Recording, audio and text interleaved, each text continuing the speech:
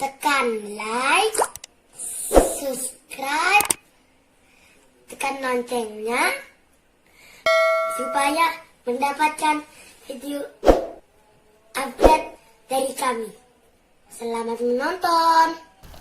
Assalamualaikum warahmatullahi wabarakatuh. Innal hamdalillah nahmaduhu wa nasta'inuhu wa nastaghfiruh wa na'udzu billahi min sururi anfusina wa min sayyiati a'malina may yahdihillahu fala mudhillalah wa man yudlil fala hadiyalah. Asyhadu an la ilaha illallah wahdahu la syarikalah wa asyhadu anna Muhammadan abduhu wa rasuluh. Ya ayyuhalladzina amanu taqullaha haqqa tuqatih wa la tamutunna illa wa antum muslimun.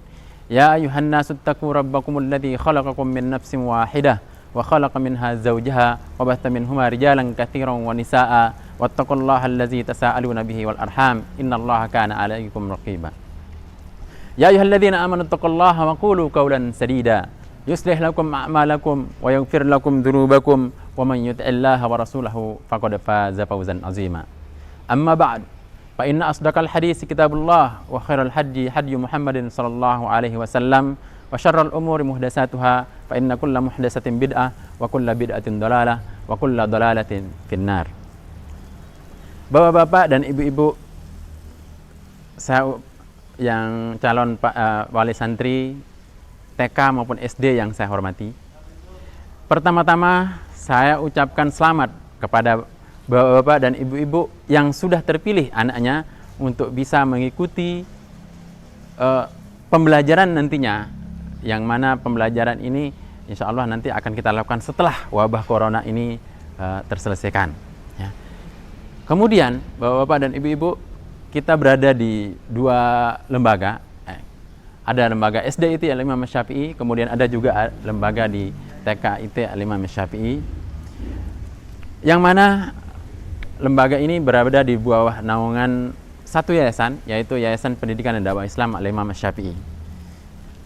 Sebelum Bapak Ibu untuk melanjutkan, memastikan diri, sebelum Bapak Ibu untuk memastikan diri untuk melanjutkan untuk melakukan pendaftaran ulang, saya ingin memberikan penjelasan terlebih dahulu bagaimana tentang sistem pembelajaran yang ada di TK dan bagaimana sistem pembelajaran yang ada di SD, dan bagaimana juga partisipasi daripada orang tua, dan juga bagaimana standar operasional prosedur yang sudah kita tetapkan, dan itu nanti bagaimana hal-hal tersebut akan kita jelaskan secara panjang lebar, secara rinci sekarang ini, ya.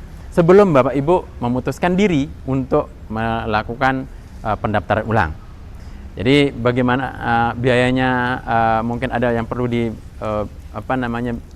dibayarkan atau apa dan lain sebagainya, kita akan jelaskan sekarang melalui slide yang berikut ini.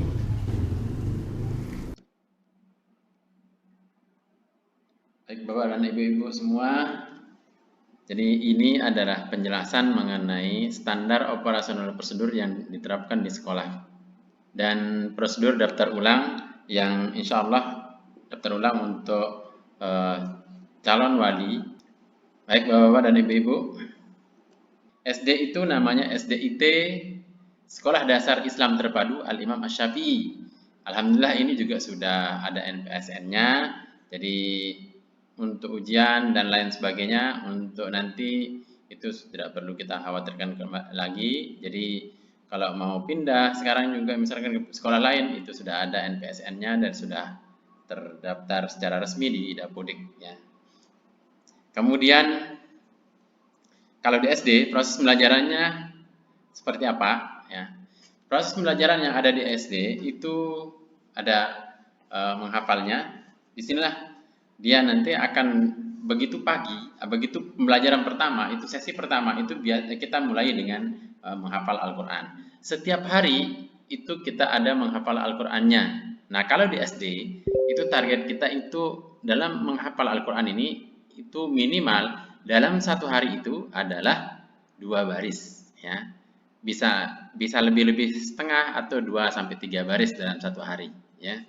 Sehingga kedepannya begitu dia selesai dalam satu semester, insya Allah dia akan menyelesaikan setengah juz. Jadi 1 tahun itu insya Allah kita sudah hitung, dia dengan 2 baris itu dia akan bisa menyelesaikan 1 juz dalam 1 tahun. Jadi proses menghafal ini itu akan berkelanjutan, continue ya, dilakukan di saat otak anak itu masih fresh ya. Di saat otak anak itu masih fresh, sangat di pagi hari itu ataupun di sesi-sesi pertama kalau yang kelas siang ya, itu ketika dia belum banyak yang dijejeli dengan pelajaran-pelajaran yang lain, sehingga itulah yang kita manfaatkan untuk pembelajaran menghafal ini. Kemudian di menghafal ini juga karena dia targetnya 1 juz satu tahun.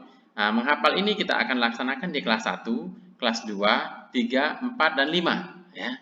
Kelas 6 itu tidak lagi menghafal. Jadi proses menghafal itu hanya di kelas 1 sampai kelas 5. Artinya dalam satu tahapan, dalam satu nanti ketika dia menyelesaikan pembelajaran yang ada di SD, itu insya Allah dia akan selesai, kalau dari awal itu dia akan selesai 5 juz ya. Jadi yang akan dia selesaikan di menghafal ini di TK itu target kita di juz 30, yaitu dari surat An-Naba sampai dengan surat An-Nas ya. Itu kemudian di kelas 1 itu akan turun ke juz 29 ya. Nah, kemudian kelas setengah juz awal itu ditempuh di semester 1, setengah juz akhir di juz 29 itu ditempuh di semester 2. Nah, setengah juz akhir itu setengah juz akhir itu ada juz, ada lembar, ada dalam satu juz itu ada 20 halaman atau 10 lembar ya. Jadi 10 halaman atau 5 lembar ya, itu nanti akan dihafalkan di semester pertama, dan 5 lembar berikutnya atau 10 halaman akan dihafalkan di semester yang kedua. Jadi insya Allah nanti akan turun dari juz 29, 28 kelas 2, 27 kelas 3, 26 kelas 4, kemudian 25 saya ulangi, 29 itu kelas 1, 28 kelas 2, 27 kelas 3, 26 kelas 4, kemudian 25 itu kelas 9, 8, 7, 6, 5. Oh ya, 25. Ya, artinya 25 sampai dengan 25 sampai dengan 25 sampai dengan 28 itu artinya 5 juz. 29 ya, itu 5 juz. Itu yang akan dihafalkan oleh anak kita di tingkat SD ya. Kemudian di samping menghafal kita juga mempelajari pelajaran-pelajaran tematik ya. Tematik ini kita akan pelajari sesuai dengan kurikulum yang diberlakukan oleh pemerintah, yaitu kurikulum tematik untuk pembelajaran SD pada umumnya. Akan tetapi ada sedikit perbedaan di tematik kita ini. Tematik kita itu akan ditematikkan juga dengan pembelajaran agama ya. Satu contoh misalkan ketika temanya adalah bepergian misalkan ya. Ketika temanya adalah bepergian, maka di sana kita mungkin akan rangkai dengan ada doa-doa di perjalanan atau doa-doa bagaimana misalkan ketika kita akan naik kendaraan apa doanya. Nah, seperti itulah. Kemudian untuk selanjutnya, sehingga buku tematik itu kita sedikit ubah ya, bukan ubah ya, sedikit tambah untuk proses sedikit tambah untuk proses pengintegrasian pelajaran agama di dalam pembelajaran agama di pelajaran agama yang ada di tematik ini ya. Jadi bukunya itu kita desain sedemikian rupa sehingga sudah mencerminkan tematik agama ya. Jadi kita tidak menggunakan buku yang pada umumnya ya, yang beredar di pasaran, tapi buku yang kita gunakan adalah buku yang sudah kita tambahkan dengan pelajaran agama. Jadi insya Allah dengan pelajaran adabnya juga itu kita akan pelajari di sana ya. Kemudian cerita-ceritanya juga insya Allah kita pakai cerita-cerita yang ada di cerita-cerita pahlawan cerita-cerita sahabat misalkan, atau cerita-cerita nabi misalkan, atau cerita-cerita pada alim ulama yang eh, bisa dipetik hikmahnya ya. Di samping belajar bahasa, kita juga belajar sirah atau belajar tentang sejarah Islam terutama. Kemudian di samping pelajaran tematik yang kita sudah tematikkan juga dengan integrasikan dengan agama Islam, kita juga akan belajar khusus mengenai agama Islam ya. Kemudian ada di agama Islam ini nanti ada di sana belajar tentang agama Islam, dan juga kita akan tambah dengan pembelajaran bahasa Arab ya. Karena kita tahu bahwa Al-Qur'an itu berbahasa Arab, jadi supaya kita lebih gampang menghafal Al-Qur'an, maka kita perlu mempelajari bahasa Arab itu ya. Semoga nanti dengan dia belajar bahasa Arab ini, kita tujuannya ya paling tidak dia bisa mempermudah untuk menghafal Al-Qur'an. Kemudian ada juga sesi murojaah ya. Murojaah ini kita lakukan itu biasanya kita lakukan murojaah itu setelah sholat zuhur ya. Setelah sholat zuhur. Jadi anak-anak itu dari pagi jam 7, yang SD itu dari jam 7.15 sampai dengan siang sholat zuhur. Setelah sholat zuhur baru murojaah. Setelah murojaah nanti baru dilanjutkan dengan proses untuk muhadarah ya. Muhadarah itu dia itu latihan, anak-anak itu latihan untuk berpidato dengan menyampaikan latihan untuk menyampaikan di depan umum, itu di depan dibagi menjadi dua kelompok, ada kelompok perempuan dan ada kelompok laki-laki ya. Nah, bagaimana prosesnya? Itu nanti setelah selesai muhadarah dia akan merojaah, dia akan membacakan hadis-hadis yang sudah mereka hafal di kelasnya, itu yang akan dilakukan secara bergiliran. Jadi gilirannya pun itu secara diundi, jadi semuanya harus siap ya. Jadi ini dari awal mungkin ditekankan kepada anak-anak kita ya, nanti begitulah prosesnya. Dia berarti akan dilatih untuk melaksanakan dilatih untuk menyampaikan kepada semua, dilatih untuk menyampaikan kepada orang banyak, karena kita ingin mempersiapkan anak-anak kita menjadi para dai-dai, para khotib-khotib yang handal, sehingga dari sedini mungkin terutama kita akan latih anak-anak kita untuk belajar di depan umum, lebih-lebih dia akan menggunakan pengeras suara ya, karena namanya pengeras suara itu kalau kita tidak terbiasa itu, maka begitu kita pegang saja itu gemeteran ya, entah yang tidak gatal jadi gatal gitu kan, yang tidak mestinya dipegang jadi kita pegang gitu kan, atau mungkin dengan secara refleks tangan itu akan bergemetar, atau bahkan suaranya juga gemetar seperti ini. Nah, supaya tidak seperti itu, seorang juru dakwah itu mestinya harus bisa berbicara di muka umum. Untuk itu, sedini mungkin anak kita latih dia dari kelas 1 ya, dari kelas 1 SD itu dia sudah harus bisa berbicara di depan umum ya. Bagaimana caranya ya? Perlahan-lahan dia akan lihat bagaimana kakak-kakaknya, nanti secara bergiliran dia akan lihat. Nah, ini proses yang ada pembelajaran yang dilakukan di sekolah ya. Nah, kita juga ada proses belajar di rumah namanya ya. Di lembaga TK maupun lembaga SD, karena kita namanya proses belajar itu sepanjang masa. Jadi belajar itu tidak hanya dilakukan di sekolah saja. Karena di sekolah kalau TK itu kan dari jam 7.30 itu paling ada beberapa jam sampai jam 11 ya. Hanya itu ya. Kalau SD itu hanya beberapa jam di sekolah. Nah, lebih banyak jam anak-anak ini di rumah, gitu kan? Nah, untuk itu proses pembelajaran kita itu tidak ansih belajar di sekolah. Jadi kita itu proses belajarnya itu dilakukan di rumah juga. Ya, bagaimana proses belajar di rumah? Ya, itu kita akan lakukan setiap hari. Ya, setiap hari selama hari belajar itu tetap kita akan laksanakan setiap hari kecuali hari liburnya. Ya, jadi hari libur kita ada hari liburnya itu hari Jumat. Ya, selain itu kita akan selalu belajar di rumah maupun di sekolah maupun di rumah, ya, sehingga semboyan kita memang tiada hari tanpa belajar, ya. Jadi kapan kita tidak belajar?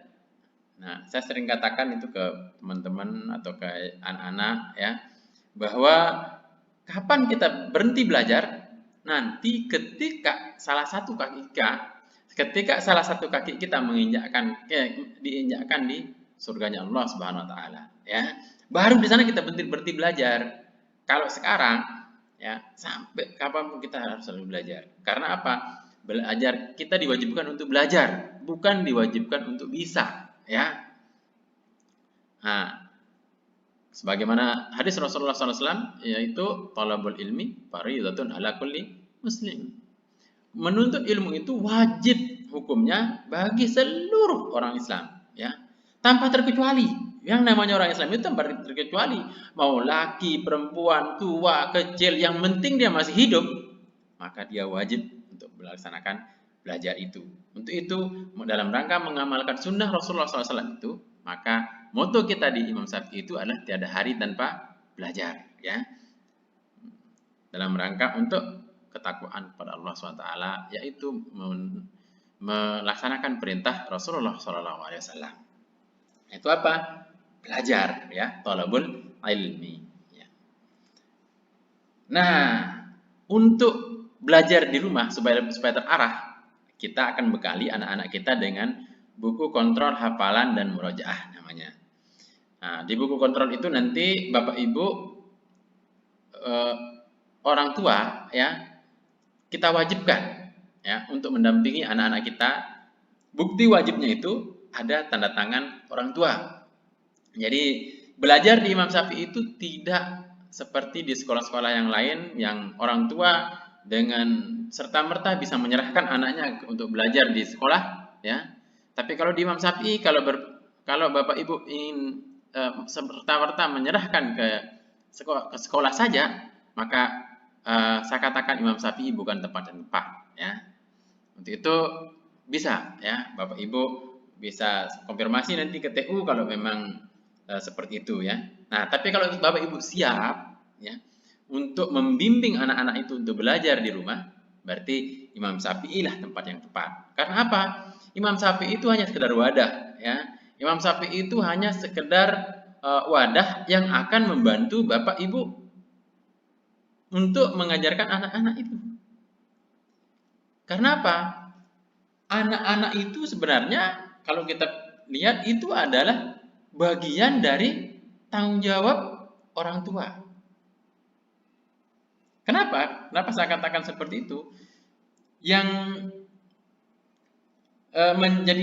yang punya kewajiban yang betul-betul kewajiban, ya, kewajiban yang sangat besar itu ada di masing-masing orang tua untuk mendidik anaknya sampai dia balik, ya. Mendidik anak itu sampai dia balik itu adalah kewajiban orang tua. Jadi sekolah dalam hal ini adalah wadah yang akan membantu terselenggaranya kewajiban orang tua, ya.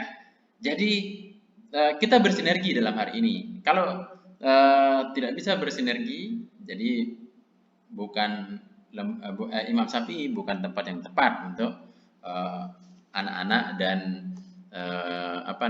untuk anak-anak kita, anak-anak Bapak Ibu untuk belajar, ya. Karena kita ingin Imam Syafi'i itu menjadi wadah, menjadi media atau menjadi pelengkap yang akan membantu kewajiban, tugas dan kewajiban bapak-bapak dan ibu-ibu selaku orang tua yang akan punya kewajiban untuk mendidik. Karena apa? Yang akan dimintai pertanggungjawaban nanti itu adalah bapak ibu sendiri. Itulah yang akan dimintai pertanggungjawaban. Karena apa? Dikatakan kullukum ra'in wa kullukum mas'ulun an ra'iyati. setiap kita itu adalah pemimpin, ya. Dan setiap pemimpin itu akan dimintai pertanggungjawaban terhadap apa yang dipimpin. Keluarga dipimpin oleh kepala keluarga, ya. Kalaupun kita tidak memiliki pemimpin, paling tidak kita akan menjadi pemimpin untuk diri kita sendiri. Sehingga kita akan dimintai pertanggungjawaban tentang apa yang kita lakukan. Nah, kalau di orang tua akan dimintai pertanggungjawaban. Kamu apakan anak-anakmu dulu sehingga dia nauzubillah misalkan sehingga dia melanggar perintah-perintah Allah. Apakah tidak pernah kamu didik? Itu akan dimintai pertanggungjawaban. Nah, untuk itu Yayasan Al-Imam Syafi'i itu menjadi wadah untuk membantu bapak-bapak dan ibu-ibu untuk melaksanakan kewajiban, yaitu mendidik anak-anak, mendidik generasi-generasi penerus yang akan menjadi aset kita, ya. Aset kita selaku orang tua. Itu yang akan diberikan, yang akan kita yang akan menjadi aset yang nantinya bisa menjadi menjadi pemberat mungkin timbangan amal kita, yang mudah-mudahan itu menjadi pemberat timbangan amal kebaikan. Jangan sampai aset kita itu menjadi pemberat timbangan kejelekan kita. Nah, untuk itu solusinya adalah kita harus memberikan pendidikan agama ini kepada anak-anak kita supaya nantinya bisa menjadi pemberat timbangan amal kebaikan kita. Nah, kalau sudah seperti itu kita perhatikan mana lebih lama waktunya dia di rumah dengan waktunya di sekolah, ya. Kalau kita perhatikan kan dia akan lebih lama waktunya di rumah.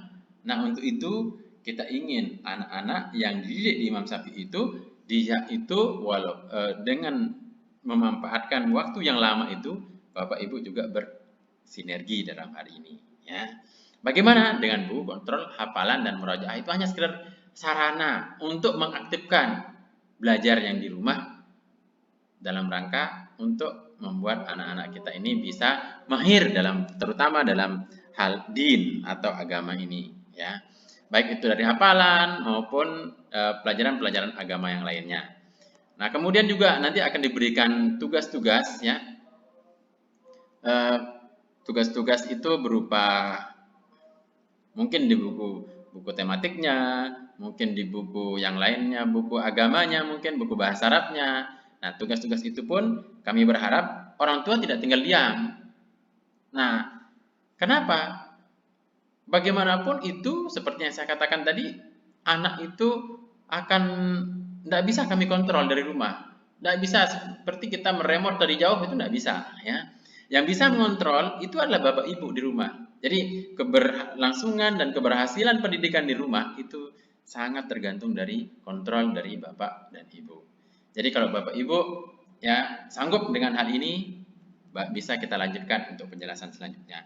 Tapi kalau bapak ibu tidak sanggup untuk mengontrol anak di rumah, silahkan, tidak perlu lanjutkan penjelasan ini, cukup sampai di sini penjelasannya dan bapak ibu lapor ke TU tidak sanggup, ya. Demikian, supaya kita tidak terlalu panjang lebar, oke? Nah, kalau bapak ibu sanggup, kita lanjutkan. Dan saya yakin bapak ibu sanggup untuk melaksanakan hal itu, karena itu adalah kewajiban dari kita semua selaku orang tua, ya. Lanjut. Kemudian ada juga sesinya nanti akan belajar di rumah pada hari-hari tertentu. Nah, belajar di rumah pada hari-hari tertentu ini dia akan selamanya di rumah. Kalau yang poin pertama, ya, dan kedua ini menggunakan buku kontrol hafalan ini, dia mungkin di sekolah dia belajar, di rumah juga dia belajar.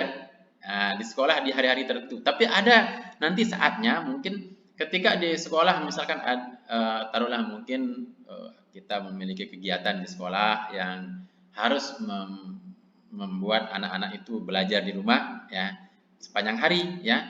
Nah, ini belajar di rumah pada hari itu kita lakukan. Sebuah contoh ketika terjadi wabah COVID-19 yang sekarang kita hadapi, ini hampir setiap hari-harinya itu belajar di rumah, ya. Nah, ini juga proses belajar, ya. Jadi yang seperti ini anak-anak kita akan sertai dengan tugas belajar, kemudian panduan belajar dan juga tutorial-tutorialnya yang kita berikan melalui media apa saja yang bisa, ya, termasuk media YouTube yang sekarang lagi populer, atau juga media-media sosial seperti WhatsApp, Telegram, kemudian Instagram, ataupun yang lainnya, yang intinya pembelajaran itu akan bisa tersampaikan, ya. Jadi itu akan dilaksanakan di rumah sepanjang hari, ya. Kemudian ada juga belajar di rumah sepanjang hari, itu maksudnya seperti yang kondisi kita yang sekarang ini, ya, belajar di rumah sepanjang. Nah, sekarang saya akan masuk ke dalam SOP kehadiran, standar operasional prosedur. Tapi sebelum masuk ke dalam SOP kehadiran, perlu kita lihat dulu, saya jelaskan sedikit, ya.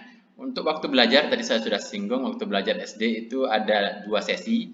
SD kita terpaksa kita laksanakan 2 sesi karena kelas kita itu yang sangat terbatas. Jadi seperti tahun ini, ya, tahun ini yang SD itu ada 200-an yang mendaftar, yang bisa kita terima hanya 98 orang, ya. Itu sangat menyedihkan, ya. 96, ya. Itu sangat menyedihkan kalau kami katakan, ya. Karena banyak yang tidak bisa kita terima secara kelas reguler. Dan Bapak Ibu, saya katakan adalah pilihan-pilihan Allah Subhanahu wa taala yang telah dipilih oleh Allah Subhanahu wa taala untuk bisa belajar di tempat kita ini, di TK maupun di SD Imam Syafi'i, ya. Nah, untuk itu saya sampaikan bahwa kita memiliki 2 shift ini karena keterbatasan ruangan. Ya, mudah-mudahan kita selalu berdoa kepada Allah Subhanahu wa taala, mudah-mudahan Allah memberikan kelebihan, mudah-mudahan Allah memberikan tambahan ruangan dari berbagai macam, mudah-mudahan dari Allah memberikan tambahan ruangan sehingga kita bisa belajarnya bisa dari pagi semua, ya. Tapi sekarang ini kita laksanakan ada pagi dan ada sore, ya. Nah, kita jelaskan seperti ini juga karena apa? Seluruh santri SD, kalau dia dari kelas 1 sampai kelas 6, kita sudah bagi dia yang ada masuk 3 kelas itu, 3 tingkatan itu akan masuk di pagi hari, kemudian 3 tingkatan akan masuk dari siang sampai sore, ya. Nah, untuk itu dari sekarang, ya, dari sekarang kita persiapkan. Kondisi kita yang sekarang ini adalah memang kondisi kelasnya itu tidak bisa semua, ya. Jadi sebenarnya kan awalnya kita hanya akan menerima 1 kelas yang perempuan dan 1 kelas yang laki-laki. Hanya saja kondisinya sangat memaksa, akhirnya kita terima untuk 2 kelas yang laki-laki dan 2 kelas yang perempuan, ditambah 1 kelas yang di kelas yang di kelas di Imam Syafi'i yang kedua, ya. Baik, ya. Saya jelaskan kalau untuk yang waktu belajar SD yang pagi itu masuk secara klasikalnya itu jam 7.15 sampai zuhur berjamaah, ya. Jadi jam 7.15 itu adalah sudah di dalam kelas, bukan jam 7.15 baru jalan, ya. Jam 7.15 itu sudah di dalam kelas, ya. Jadi saya tekankan jam 7.15 sudah sampai di dalam kelas. Jalannya jam berapa? Ya silahkan Bapak Ibu yang menentukan jalannya dari rumah itu jam berapa. Kalau misalkan rumahnya di Karanganyar sih jam 7 jalannya juga tidak akan telat, ya. Tapi kalau rumah Bapak Ibu ada di Lingsar misalkan, di Narmada misalkan, atau Lingsar, ya. Itu kalau jalan jam 7 dipastikan sampai sekolah akan telat, ya. Jadi untuk itu, apalagi yang saya lihat ini ada yang dari Santapen misalkan, ada juga yang saya lihat ini di data ini dia itu berasal dari Lombok Tengah, gitu kan. Nah, kalau tinggal Bapak Ibu yang menyesuaikan, silahkan sesuaikan. Yang tahu berapa jam, berapa waktu yang diperlukan dari rumah sampai sekolah itu adalah Bapak Ibu sendiri. Jadi silahkan, ya, mau berangkatnya jam 5 silahkan, jam 6 silahkan, ya. Yang penting sampai sekolah jam 7.15, sebelum jam 7.15, itu 15 menit sebelum jam 7.15 itu sudah ada di sekolah. Supaya apa? Anak-anak itu tidak terlambat. Kalau dia terlambat, biasanya kondisi psikologisnya dia tidak siap untuk belajar. Itu yang susah, ya. Yang rugi itu kan anak-anak kita yang akan rugi. Untuk itu pastikan ya Bapak Ibu siap dengan kondisi seperti ini untuk mengantar anak. Jam 7.15 anak-anak itu sudah mulai belajar sampai zuhur ya, sampai sholat zuhur berjamaah. Ya, itu belajar secara klasikalnya. Nanti makanya kita katakan sampai zuhur berjamaah. Ini biasanya kan kalau zuhurnya agak maju kita sesuaikan. Kalau zuhurnya agak mundur kita sesuaikan juga ya. Jadi nanti begitu sholat zuhur, nanti anak-anak itu sudah langsung ke masjid. Nah, setelah sholat zuhur ada murojaah itu sampai jam 13.30. Ini untuk kelas yang pagi ya. Jadi dia akan masuk dari jam 7.15, nanti ada sesi-sesi untuk istirahatnya atau apa gitu kan.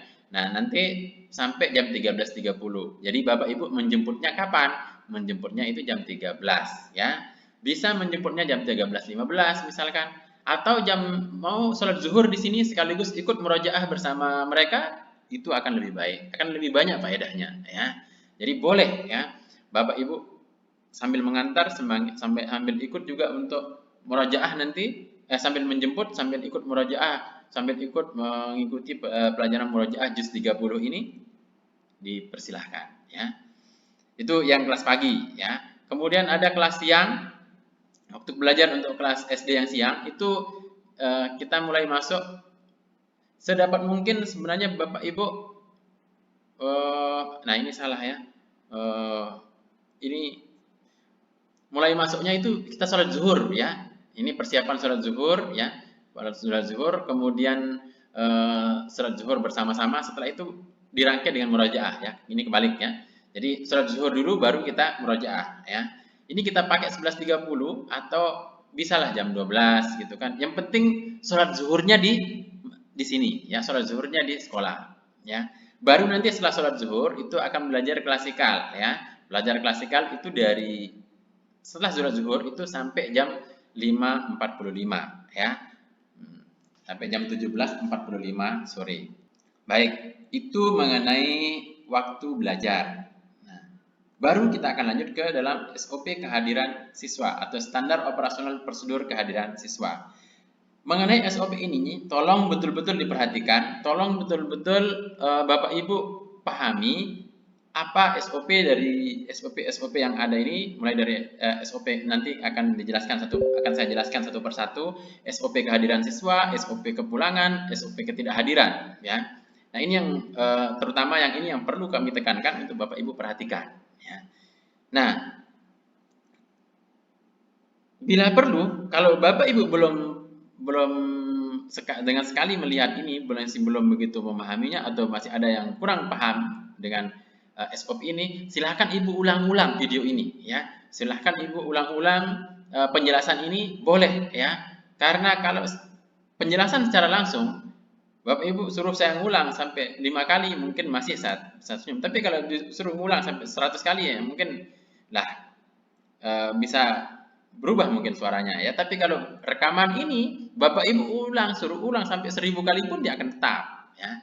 Jadi sampai Bapak Ibu paham, sampai Bapak Ibu mengerti betul satu pemahaman tentang SOP ini, baru Bapak Ibu menyelesaikannya, dan juga baru nanti Bapak Ibu rundingkan ya. Bahkan sebaiknya kalau melihat ini sebaiknya bersama anak, bersama ibu dan bapak ya. Jadi dilihat bersama-sama supaya kita sama-sama paham ya. Baik, kita akan lanjutkan. Yang pertama ya, hadir di sekolah 15 menit sebelum bel berbunyi. Jadi bel berbunyi itu untuk TK itu kita akan bunyikan itu belnya itu jam 8 kurang 5 menit ya. Atau pokoknya antara jam 8 5 menit sampai jam 8 itu belnya akan dibunyikan untuk yang TK. Sedangkan untuk yang SD itu jam 7:10 itu kita bunyikan ya. Jam 7:10. Jadi 5 menit sebelum mulai belajar itu kita akan bunyikan belnya. Artinya itu kalau kita mulai jam 7.15 berarti belnya akan dibunyikan jam 7.10. Nah, untuk itu dipastikan dia sudah hadir ya, dipastikan sudah hadir dulu di sekolah minimal maksimal jam 7 lah. Jam 7 sudah hadir. Karena apa? Ada prosesi sebelum itu, ada yang dilakukan, yaitu mengisi daftar hadir berupa fingerprint, ya. Dia akan mengisi daftar hadir langsung fingerprint, ya. Begitu dia fingerprint, kalau sistemnya sedang on, berarti begitu fingerprint nanti akan terlaporkan kehadiran anak-anak kita jam berapa, akan langsung terlaporkan kepada HP Bapak Ibu yang sudah terdaftar di sistem Jibas kita, ya. Itu kalau Bapak Ibu yang memiliki WhatsApp, ya. Tapi kalau tidak ada, ya berarti tidak terlaporkan, ya. Ini ketika sedang normal. Tapi kalau sedang corona seperti ini, jadi belajarnya di rumah tidak dilakukan seperti ini, ya. Tidak perlu fingerprint, ya. Nah, kalau misalkan listriknya mati, nah itu nanti akan dilakukan oleh guru atau wali kelas yang bersangkutan di masing-masing kelasnya. Kemudian datang ke sekolah dalam keadaan berwudu. Nah, ini yang sangat penting. Jadi kita betul-betul mempersiapkan anak-anak itu untuk belajar menghafal Al-Quran, belajar agama itu dengan keadaan suci, ya. Sehingga dari rumah diupayakan, dari rumah itu sudah betul-betul sudah mungkin berwudu dulu, karena kalau dia harus berwudu di sini memang kita sediakan, di sekolah memang kita sudah sediakan tempat wudu. Di masing-masing kelas itu ada tempat wudunya, ada toiletnya di masing-masing kelas, ya. Kemudian di luar juga sudah kita sediakan banyak. Akan tetapi itu akan sangat menghambat, sangat lambat jadinya ketika harus misalkan antri banyak, ya, ada 200-an atau 300-an yang harus antri, ya, itu pun akan memakan waktu yang lumayan banyak. Untuk itu diharapkan ini Bapak Ibu sudah mempersiapkan anak kita, dia dalam keadaan sudah berwudu. Kecuali kalau sudah berwudu kemudian dia batal, ya, nah, lebih sedikit yang akan antri, ya. Kemudian yang selanjutnya, siswa harus membawa perlengkapan belajar sesuai dengan jadwal pelajaran yang telah ditentukan. Jangan sampai nanti dia datang ke sekolah, dia hanya bawa dirinya, ya, atau dia bawa tas, tapi tasnya kosong. Nah, ini sering guru-guru kami mengeluh, ya. Siswa itu datang ke sekolah bawa tas bagus-bagus, tapi tasnya tidak ada isinya, ya. Nah, kalau yang di TK itu kita memang untuk mengantisipasi seperti ini, kita ada peralatan belajar yang nantinya itu ditinggalkan di sekolah, ya. Peralatan belajar kalau saat itu anak-anak kita lupa, ya. Tapi kalau SD tidak ada, ya. Jadi SD pastikan mereka sudah membawa alat atau perlengkapan belajar yang sesuai dengan jadwal pada saat itu. Kemudian siswa yang tidak masuk harus memberikan keterangan kepada pihak sekolah melalui surat, telepon, SMS, atau orang tua datang langsung memberitahu, ya. Ini kalau dia tidak hadir. Jadi tidak hadir bukan mestinya harus begitu mau tidak hadir langsung menghilang, ya. Kemudian selanjutnya, siswa yang terlambat harus melaporkan alasan keterlambatan kepada guru piket atau kepada TU dan diberi sanksi. Sanksinya ya insya Allah sanksi yang mendidik, ya. Jadi kita di sekolah ini sangat mengecam bahwa kita punya prinsip di sini bahwa sanksi yang diberikan itu adalah sanksi yang mendidik, bukan sanksi yang berupa kekerasan, ya. Jadi kami di sekolah ini sangat kita tekankan kepada seluruh guru-guru, seluruh PTK, seluruh pendidik dan tenaga kependidikan bahwa kita tidak memberlakukan sanksi yang kekerasan, ya.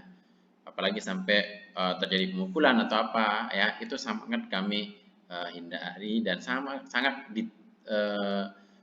dilarang keras untuk melakukan hal seperti itu, ya. Kemudian siswa yang datang dengan cara diantar, ya, batas pengantaran sampai pada batas yang telah ditentukan sekolah, ya. Jadi diantarnya ini jangan sampai diantarnya langsung sampai ke dalam kelas, ya, kecuali hal-hal tertentu mungkin, ya. Tapi biasanya kita hanya antarnya sampai kepada karena kita tidak memiliki gerbang, jadi batasnya itu yang di dekat depan masjid, ya.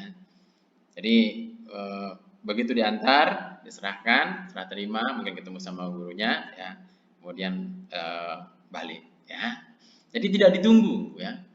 Nah, siswa baru ini khusus untuk siswa baru yang masih ditunggu oleh orang tua itu kita untuk awal-awal yang pertama kelas TK, ya, ini dan SD kelas 1, ya, itu ya kita masih berikan toleransi, ya, tapi toleransinya hanya 30 hari dari hari pertama masuk sekolah, ya. Nah, selanjutnya apabila melewati batas hari yang telah ditentukan, anak masih belum bisa ditinggal, orang tua itu dipersilahkan menunggu di luar area sekolah, ya. Ini dalam rangka untuk melatih kemandirian anak kita, ya, bukan untuk menghukum orang tua gitu kan, tapi ini adalah dalam rangka untuk kita melatih kemandirian anak-anak kita, ya. Itu mengenai kedatangan, ya. Sedangkan SOP yang kedua yaitu standar operasional prosedur kepulangan siswa. Bagaimana kepulangannya? Siswa pulang sebagaimana jadwal kegiatan pembelajaran yang telah ditetapkan oleh sekolah. Ya, tadi sudah kita jelaskan bahwa jadwal TK pulangnya jam 11, jadwal SD yang pagi pulangnya jam 13.30, jadwal pulang SD yang sore itu jam 17.45, ya. Jadi kalau yang dijemput silahkan jemputnya pada jam tersebut, ya. Kemudian siswa yang belum dijemput, batas toleransi waktu penjemputan 15 menit setelah jadwal pembelajaran berakhir. Jadi kalau pulangnya 13.30, kita masih menunggunya, gurunya akan menunggu sampai jam 13.45, ya. Nah, setelah itu, ya, Bapak masih belum menjemput juga, ya. Berarti itu ketika terjadi apa-apa, ya, misalkan terjadi hal-hal yang tidak kita inginkan, Bapak dipastikan jangan sampai menuntut sekolah, ya, karena kita dari awal sudah katakan bahwa kita memberikan toleransi penjemputan itu 15 menit setelah jadwal pembelajaran berakhir. Untuk itu, saya harapkan, saya tekankan di sini bahwa penjemputan itu bagi anak-anak kita yang jauh, rumahnya jauh, mungkin ada di Ampenan, mungkin ada di Lombok Tengah, ada di Gerung misalkan, ya, rumahnya, jangan sampai dijemput itu sampai jauh waktunya, ya, kasihan anak kita, ya. Nah, untuk itu datanglah, mungkin datang sebelum waktunya pulang boleh, ya, ikut murojaah di sini, ya, itu. Kemudian kepulangan yang tidak sesuai dengan jadwal kegiatan pembelajaran atau ini sekolah akan memberitahu kepada siswa atau orang tua minimal sehari sebelumnya, ya. Jadi misalkan besok hari Senin ini, sekarang hari Ahad, misalkan hari Senin besok kita akan belajarnya sampai jam 10 misalkan, ya. Nah, itu kita akan informasikan. Minimal 1 hari sebelumnya kita akan informasikan. Tapi kalau saat ini tidak ada informasi seperti itu, jadi kalau terjadi misalkan harus dipulangkan siswa, ya kita akan melakukan menelpon atau menghubungi nomor-nomor yang sudah ada tertera di sekolah. Nah, kalau pemberitahuan seperti ini biasanya kita akan beritahu melalui anak-anak kita, ya, akan kita beritahu melalui anak, dan juga kita biasanya memberitahu melalui pesan dari WhatsApp, ya, atau pesan dari SMS, ya. Kemudian dalam keadaan tertentu kepulangan siswa yang tidak sesuai jadwal bersifat mendadak, maka sekolah akan menelpon atau SMS kepada orang tua bagi siswa yang membutuhkan penjemputan, ya. Jadi kalaupun sampai misalkan tidak ada yang tidak bisa dihubungi, berarti itu nanti kita akan tunggu sampai pada jadwalnya, ya. Jadi kalaupun misalkan ada kegiatan ternyata misalkan ada kegiatan yang tidak terencana dari sebelumnya, misalkan ada yang meninggal misalkan, sehingga ada salah satu anggota sekolah itu meninggal, ya, kita akan meninggalkan sekolah tentunya. Nah, kalau ada yang masih belum dijemput, itu tetap tanggung jawab sekolah akan menjaganya di sekolah, ya. Tidak mungkin semua guru itu akan pergi, tapi nanti pasti akan ada, kita akan pikirkan akan untuk menjaga anak-anak kita. Jadi Bapak Ibu tidak perlu khawatir untuk masalah ini, insya Allah, ya. Kemudian siswa karena sebab tertentu seperti sakit yang oleh sekolah perlu dipulangkan, maka siswa akan diantar oleh guru atau dikonfirmasikan kepada orang tua untuk dijemput, ya. Ini biasa kita lakukan kalau misalkan ya memang perlu untuk dipulangkan lebih awal, ya kita akan telepon. Kalau memang tidak bisa ditelepon, nanti insya Allah kita akan antarkan. Ya. Kemudian siswa yang dijemput karena ada keperluan untuk pulang atau untuk sementara, ya, penjemput harus ini pulang terus atau mungkin hanya pulang sebentar, ya, itu maksudnya. Penjemput harus minta izin kepada wali kelas atau guru yang memberikan pembelajaran pada saat itu dan mengisi format perizinan yang disiapkan sekolah. Artinya apa? Kalaupun Bapak Ibu mungkin mau mengajaknya pulang sebentar, mungkin sekitar setengah jam, mungkin mau diajak pulang, jangan sampai tanpa pemberitahuan, karena kita eh, nanti apalagi sekarang maraknya penculikan anak di mana-mana gitu, jangan sampai terjadi seperti itu. Nah, sehingga kita bisa bingung nanti mencarinya, ya. Untuk itu kerjasamanya ini dengan pihak sekolah untuk melaporkan kepada kita apa yang akan mungkin misalkan anak mau diajak kemana, misalkan sebentar, ya, atau selanjutnya misalkan, ya.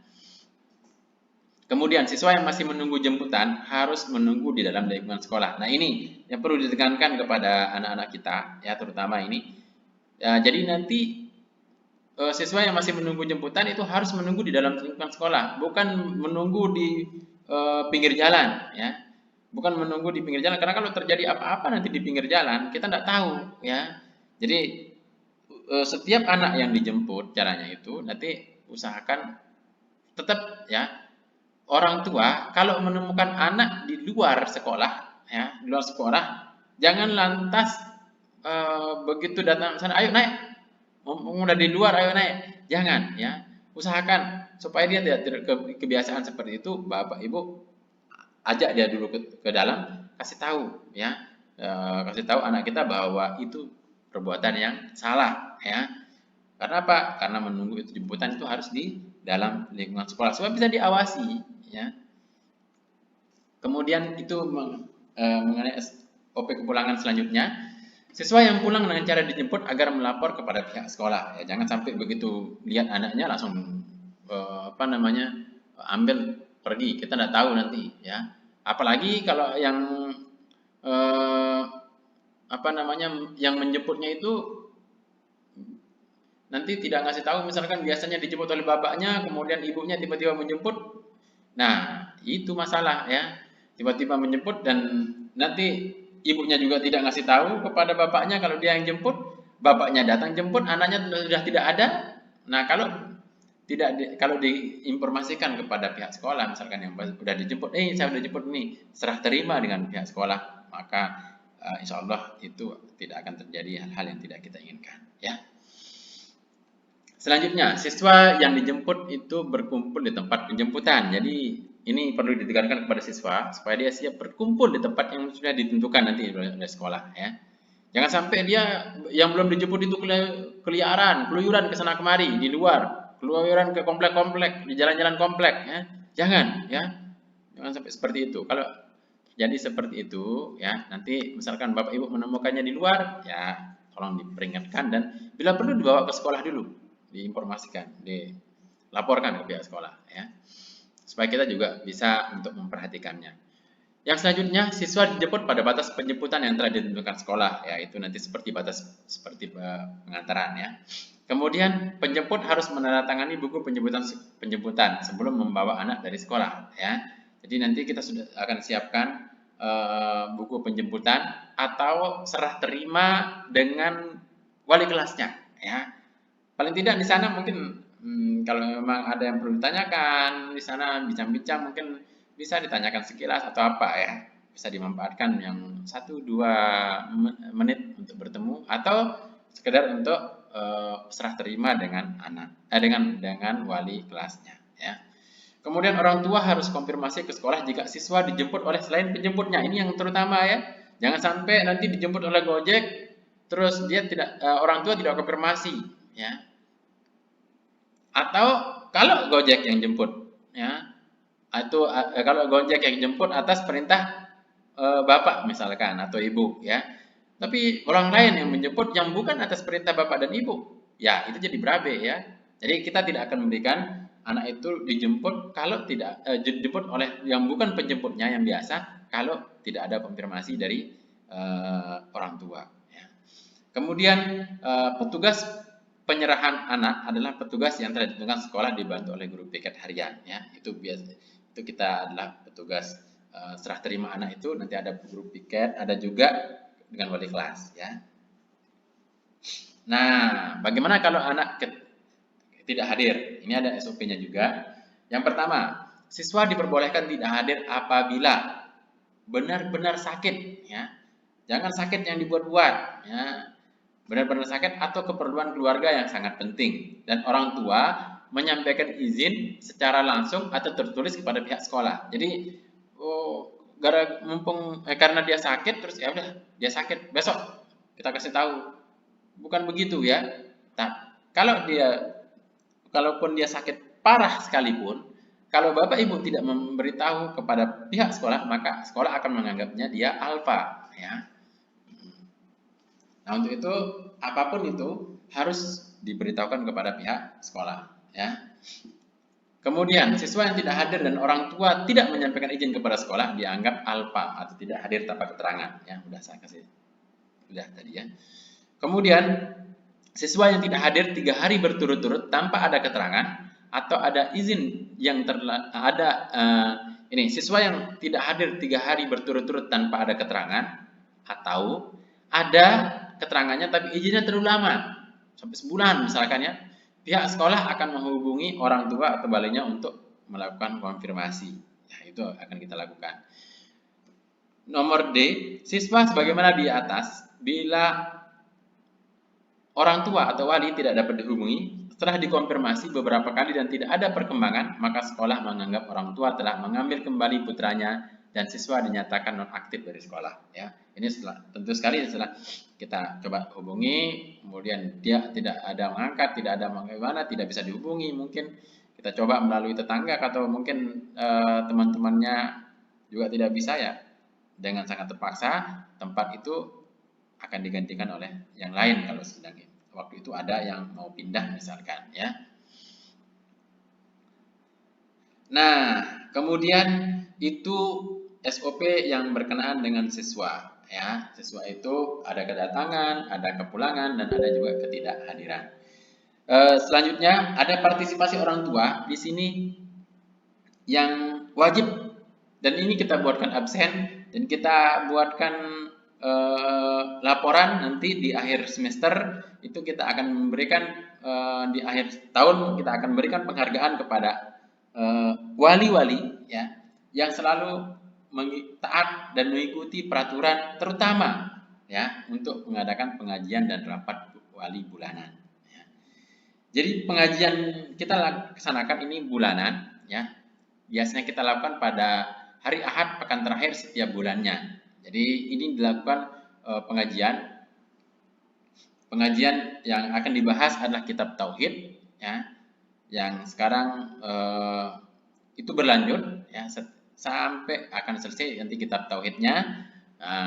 Kitab tauhid itu akan dibahas oleh asatizah itu secara bergiliran, ya.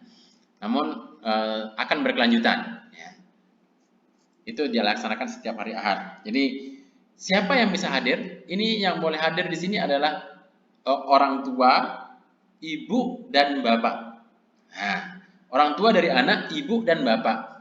Kemudian boleh juga mengajak adiknya, kakaknya, siapa yang ada di rumah boleh diajak untuk ikut pengajian dan rapat bulanan ini, ya.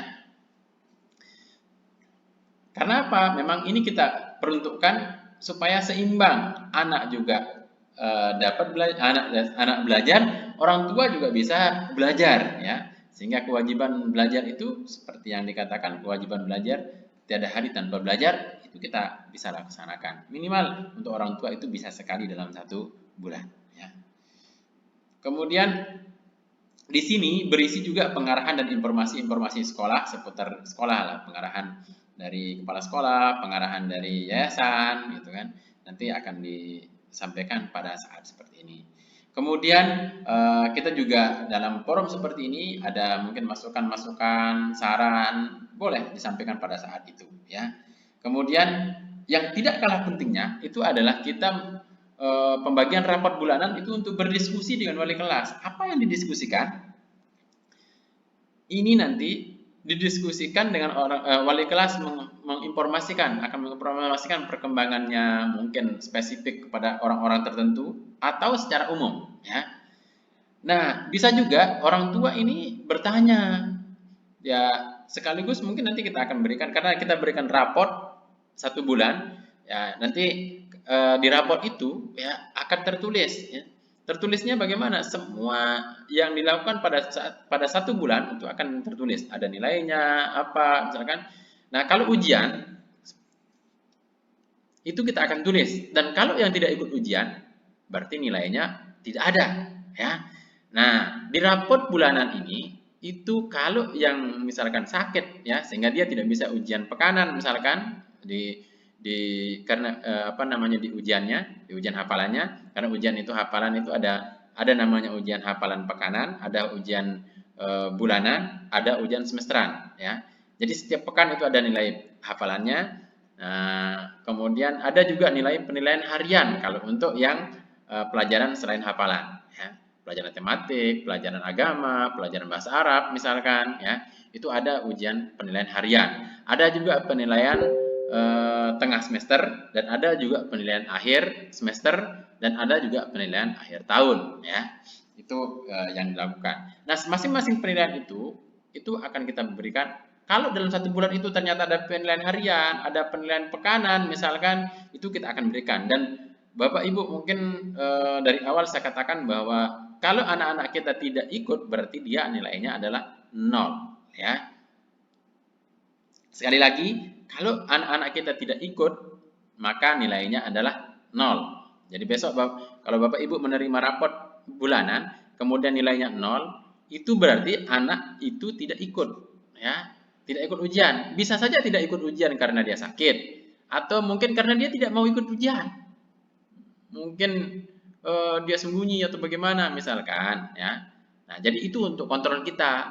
Oh, saya antar kok setiap hari, kenapa dia nilainya 0? Nah, itu artinya bahwa dia tidak mengikuti ujian, atau mungkin dia tidak mengerjakan ujian sama sekali. Nah, jadi perlu. Nah, hal-hal seperti itu kita diskusikan kapan? Inilah fungsinya kita setiap bulan kita berdiskusi di sini ya. Kemudian di rapat bulanan ini juga nanti akan dibagikan kartu infak ya, kartu infak yang nanti apa itu kartu infak saya akan jelaskan nanti di slide berikutnya ya. Nah, baru itu pembagian raport bulanan akan diberikan setiap bulan itu dicetak ya. Yang walaupun tanpa mencetak pun, kalau bagi Bapak Ibu yang mau melihat nilainya lebih dulu itu bisa melalui sistem JIBAS kita, sistem akademik yang ada di JIBAS, yaitu nanti melalui info siswa Bapak Ibu masukkan nomor induk siswa beserta PIN, nanti akan diberikan PIN. Itu biasanya PIN itu kita langsung sertakan di sampel raport, itu sudah ada kita sediakan PIN. Kalau Bapak Ibu tidak tahu itu atau lupa, nanti bisa menghubungi admin untuk melihatnya ya, bisa menghubungi TU untuk melihat, untuk meminta PIN-nya kembali ya. Itu mengenai pengajian raport bulanan. Kemudian saya sampaikan ini mengenai seragam sekolah. SD itu ada merah putih ya. Merah putih itu seperti ini ya. Ini untuk hari Senin dan Selasa ya. Jadi seragamnya itu hari Senin dan Selasa seperti ini ya. Ini seragam modelnya yang laki, ini modelnya yang perempuan ya. Kemudian ada seragam sekolah untuk SD yang hari Rabu dan Kamis ya. Ini yang warna dasarnya biru ya. Itu yang untuk yang laki, dan ini untuk yang perempuan. Kemudian ada yang pramuka untuk seragam sekolah pada hari Sabtu dan Ahad. Ya, nah kalau SD itu kita masuk Sabtu dan Ahad, itu kita masuk ya.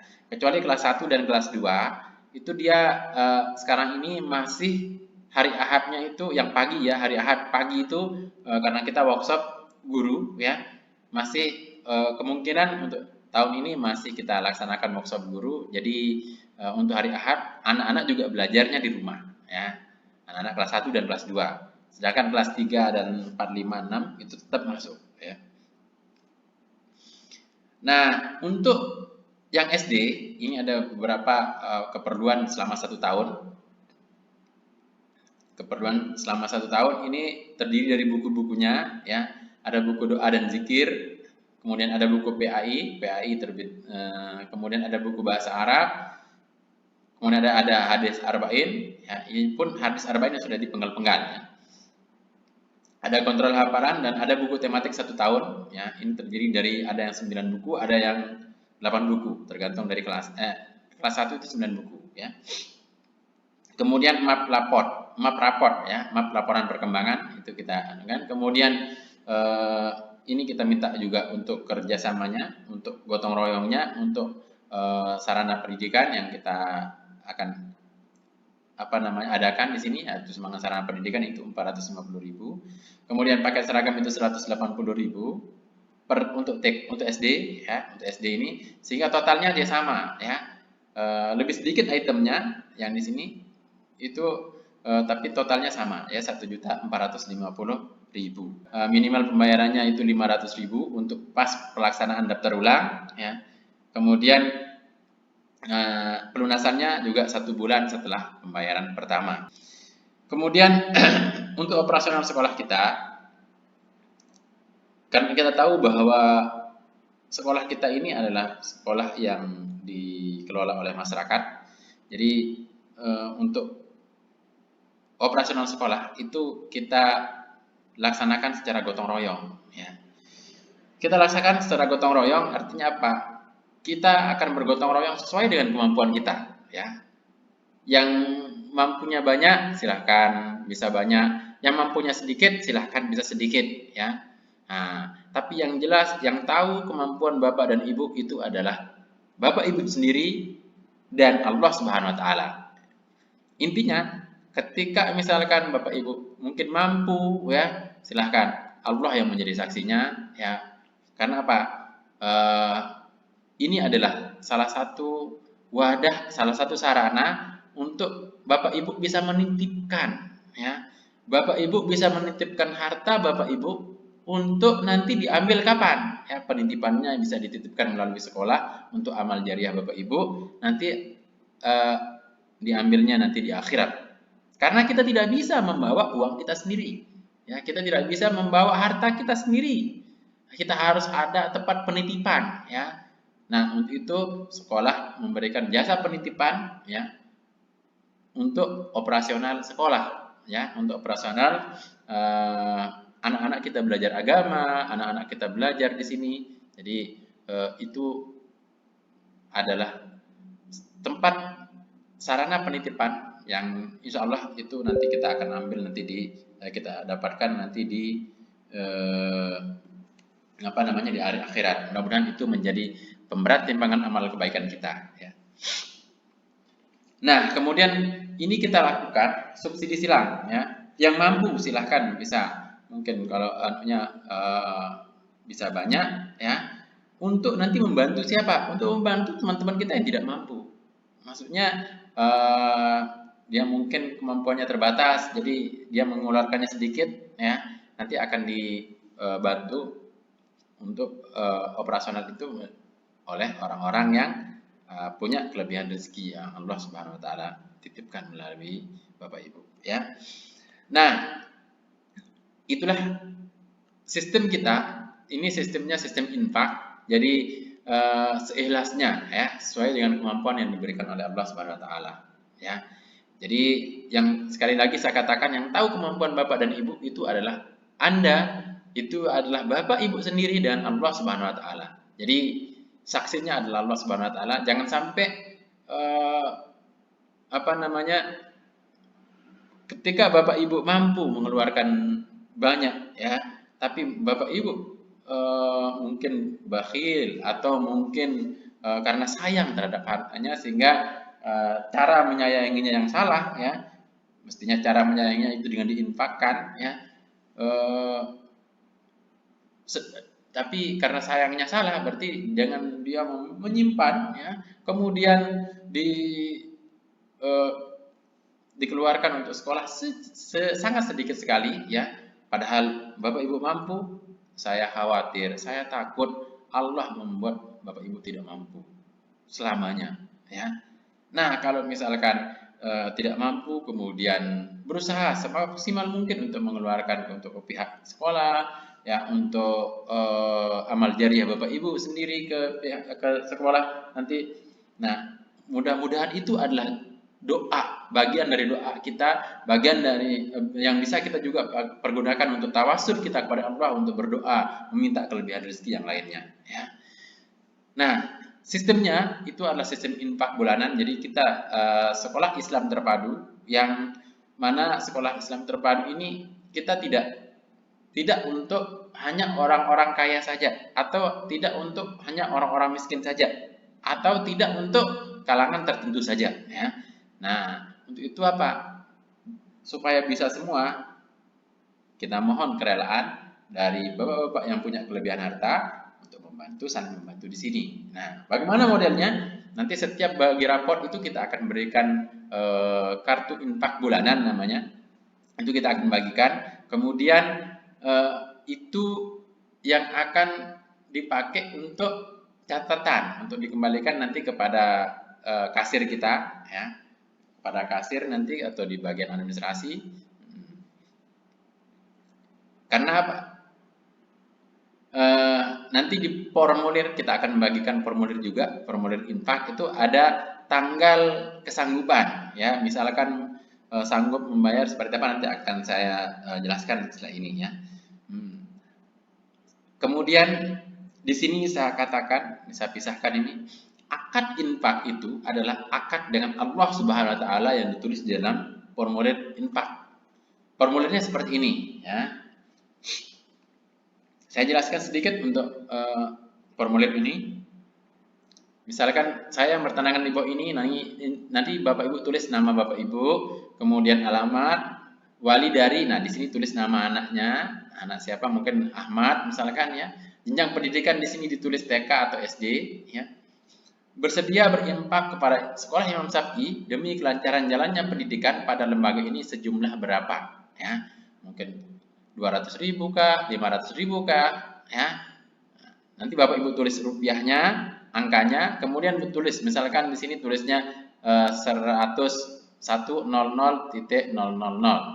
atau 500.000, ya. Artinya dibaca 500.000, tulis di sini 500.000 rupiah.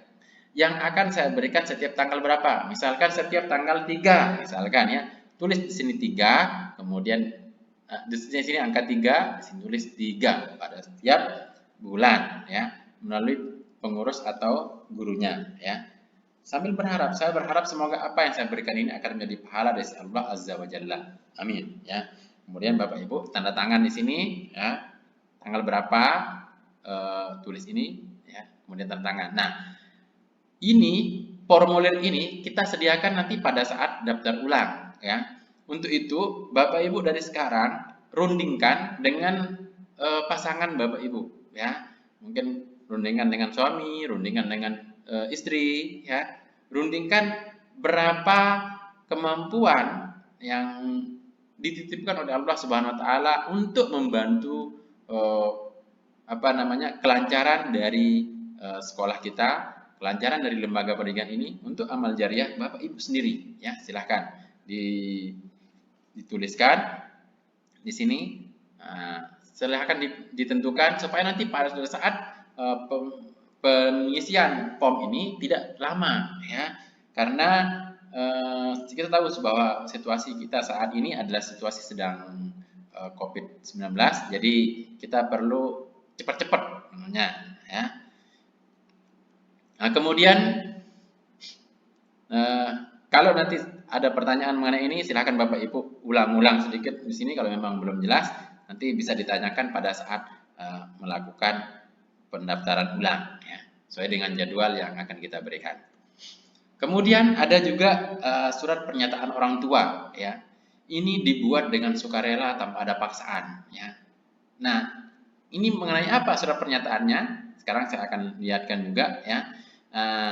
Dan disertai materai 6.000. Silahkan Bapak Ibu sediakan sendiri materinya, materi 6.000. Kemudian formatnya sudah ada di sekolah, ya.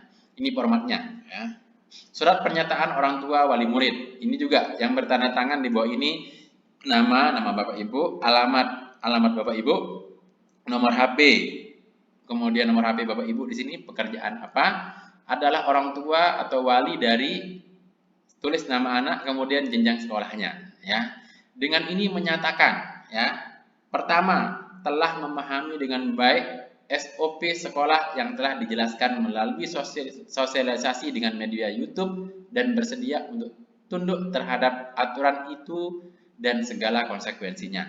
Nah, maksudnya SOP yang Bapak Ibu tonton sekarang inilah itu yang maksudnya, ya. SOP itu adalah yang Bapak Ibu tonton. Kalau Bapak Ibu belum paham, Bapak Ibu ulangi dari awal, ya. Bapak Ibu ulangi lagi sampai betul-betul paham, sampai betul-betul mengerti dan yakin, baru Bapak Ibu tanda tangan surat pernyataan ini, ya. Kalau belum paham juga silahkan ulangi lagi, ya. Bisa dilompat-lompat kan kalau memang di mana posisinya yang belum paham. Kemudian yang kedua, bersedia membimbing dan mengawasi siswa tersebut untuk mematuhi peraturan dan tata tertib sekolah, ya. Yang ketiga, bersedia mengantar dan menjemput siswa berdasarkan waktu yang telah ditentukan. Yang keempat, bersedia mengikuti semua ketentuan yang berlaku di sekolah. Yang kelima, apabila saya tidak membimbing dan mengawasi sehingga siswa tersebut tidak mentaati semua ketentuan yang telah ditentukan di sekolah, saya tidak keberatan siswa tersebut di atas menerima segala sanksi yang telah ditetapkan oleh pihak sekolah. Ya, silakan. Kemudian Bapak Ibu tulis tanggalnya tanggal berapa, tulis nama di bawah, tempel materinya, kemudian tanda tangan. Ya, demikian penjelasan mengenai pernyataan orang tua. Ya. Selanjutnya kita akan melanjutkan ke dalam ketentuan daftar ulang, ya. Syarat untuk melakukan daftar ulang itu pertama yang sudah lulus PSB, ya, yang sudah ada daftarnya di daftar kelulusan, itu yang berhak untuk melakukan melakukan pendaftaran, ya.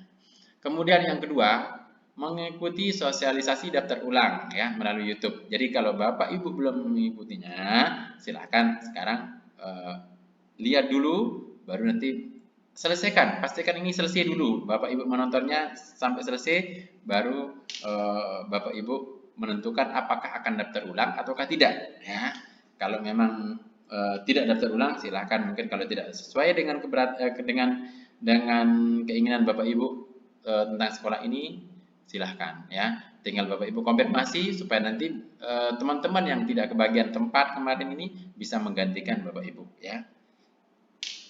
Kemudian mendaftar pada waktunya. Nah, ini mendaftar pada waktunya ini nanti kita akan buatkan jadwal, ya. Insya Allah nanti bisa dilihat di website kita di Imam Syafi'i SCID di tempat pengumuman itu. Atau Bapak Ibu bisa bisa menanyakan ke pihak sekolah melalui telepon di telepon sekolah, ya. Nanti bisa dilihat, saya yakin semuanya sudah tahu nomor telepon sekolah. Di 0818 634 576, ya. Ya. Itu nomor, sekali lagi, 0818 634 576, ya. Atau nomor teleponnya juga bisa. Nomor teleponnya sama, ya. Tinggal ganti kode depannya 0370 634 576, ya. Nah, bagi yang tidak melakukan pendaftaran ulang pada jadwal yang sudah ditentukan, maka dianggap mengundurkan diri, ya. Akan digantikan oleh yang lainnya, ya. Kemudian waktu daftar ulang menandatangani surat pernyataan, di mana yang tadi itu, ya, materinya disediakan sendiri oleh Bapak Ibu. Silahkan nanti Bapak Ibu bisa bawa materinya dari rumah, ya, atau beli materinya di mana, ya, silahkan, ya. Kemudian mengisi formulir infak, ya, sesuai dengan kemampuan seperti yang sudah saya jelaskan tadi. Kemudian membayar minimal biaya daftar ulang, ya.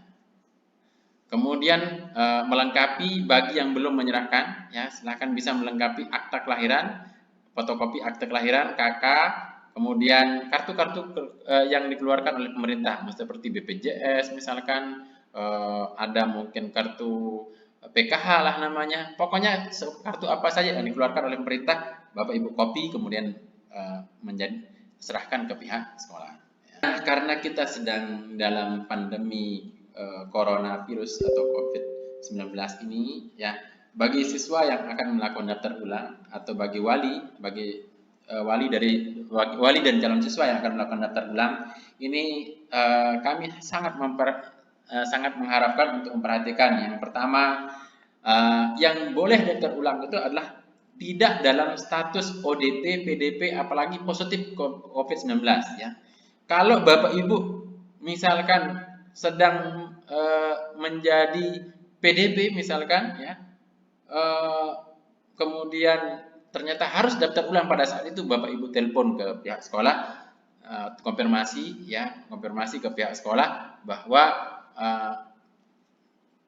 akan apa? Bahwa Bapak Ibu tidak bisa begini-begini, nanti insya Allah pihak sekolah akan memikirkan bagaimana untuk jalan keluarnya, ya.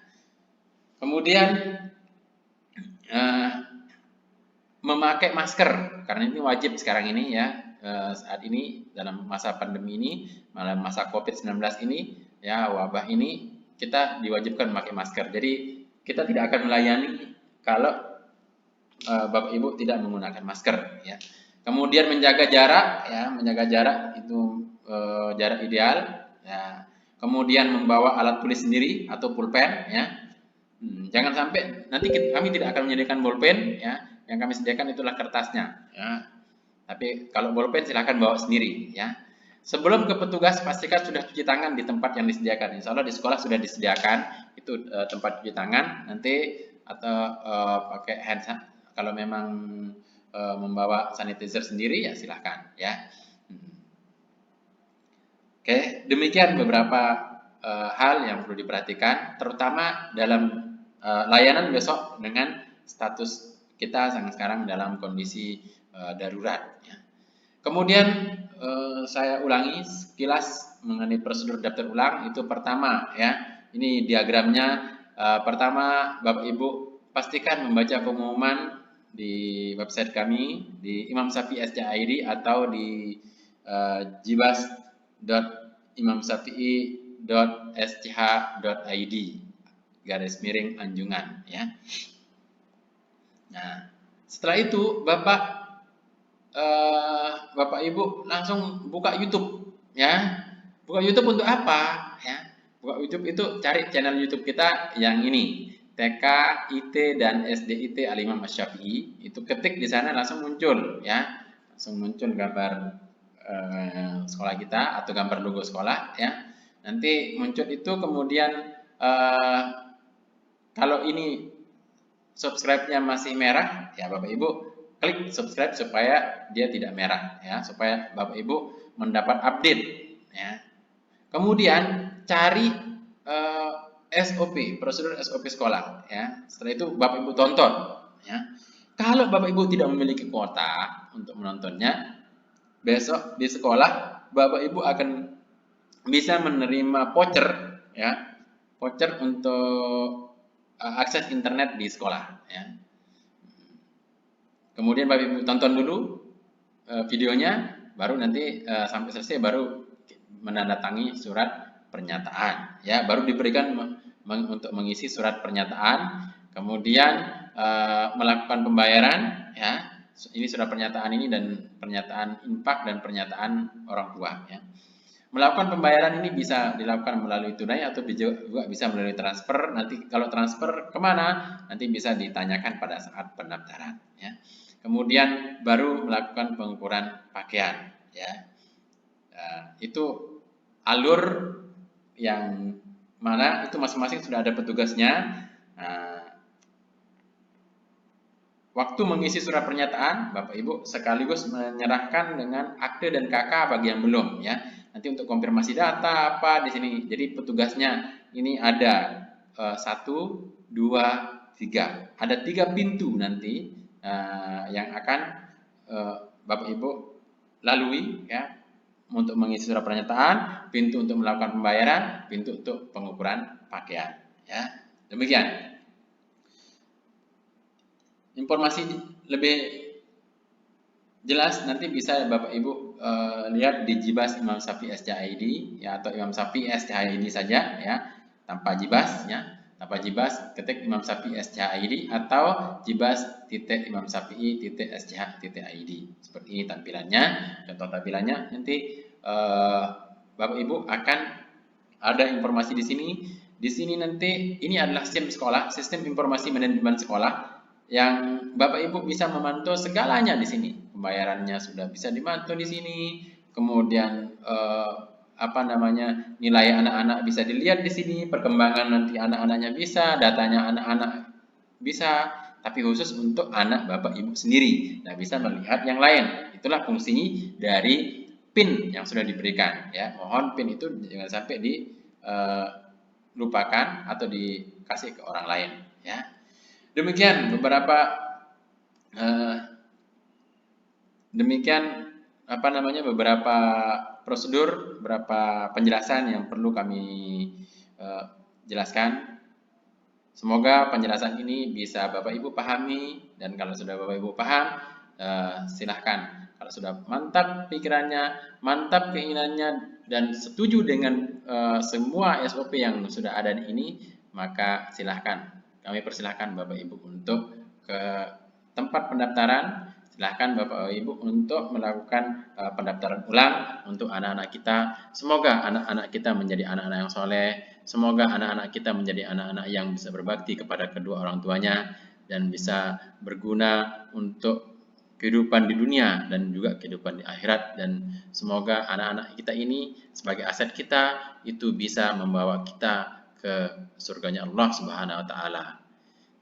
Dan untuk itu, kalau ada kata-kata yang kurang jelas atau kata-kata yang salah, saya mohon maaf atas penyampaian ini.